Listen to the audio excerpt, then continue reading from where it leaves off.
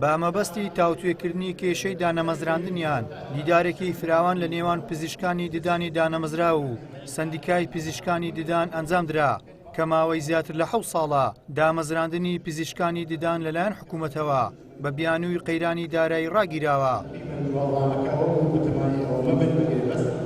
نەقیبی سەندیکاکە ڕایدەگەێنێت حکوومەت هیچ پلانێکی ڕوونی نییە بۆ چارەسەرکردنی گرفتی دانەمەزراندنی ئەو توێژە و ئەگەر حکوومەت چارەسەرێک نەدۆزێتەوە لە داهاتوودا هەلی کار لە کەرتی گشتی و تایبەت بۆ دەرچوانی کۆلێژی پزیشکی ددان ئەستان دەبێت. ئەماش نیشانەی کەمتەرخەمی و بێبەرنامەی حکوومەت دەردەخات.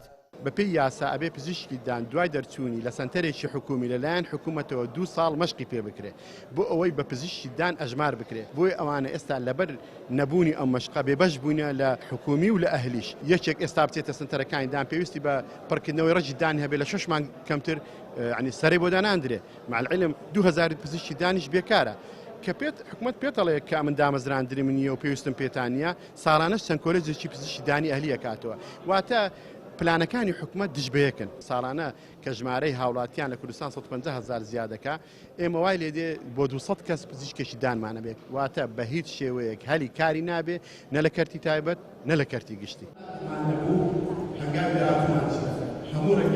پزیشکانی ددانی دانەمەزرا و بازلەوە دەکەن بێپلانی حکوومەت دوای کردووە بێهیوا بین لە دامەزراندنمان لە کاتێکدا بەپێی یاسا دەبێت دەرچوانی کۆلێژە پزیشکەکان ڕاستەوخۆدا بمەزرێن و خۆیان دەڵێن بەهۆی دانەمەزراندنیان لەلایەن حکوومەتەوە بە ناچاری و دوور لە پیشەی سەرەکی خۆیان بۆ دابینکردنی بژێوی ژیانیان سەرقاڵی کارێکی دیکە بن.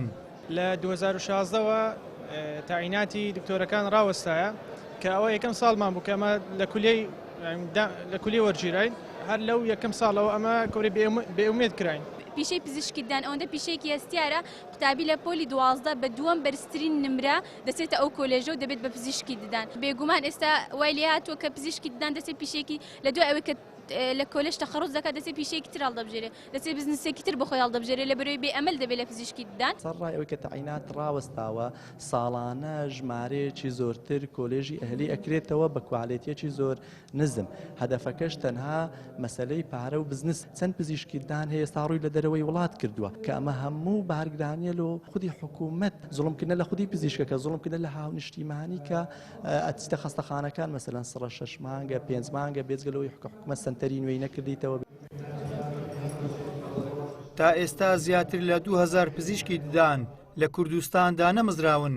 ئەمە لە کاتێکدایە لە نەخۆشخانە و بنکەکانی تایبەت بە چارەسەری ددان کێشەی کەمی دکتۆری ددان هەیە و نەخۆش بۆ وەرگرتنی چارەسەریەکانی ددان دەبێت 6 مانگ پێشتر خۆی ناونووس بکات تاوەکو سەرەی دێت.